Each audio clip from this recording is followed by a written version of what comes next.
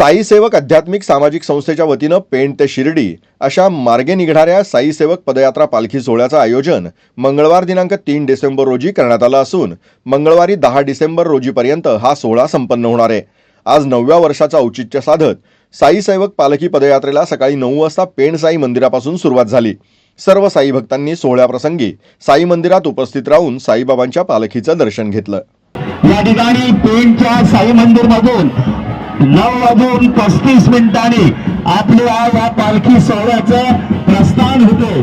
सर्व साई सेवकांच्या वतीने या ठिकाणी मनापासून हार्दिक शुभेच्छा, मनापासून या ठिकाणी हार्दिक शुभेच्छा।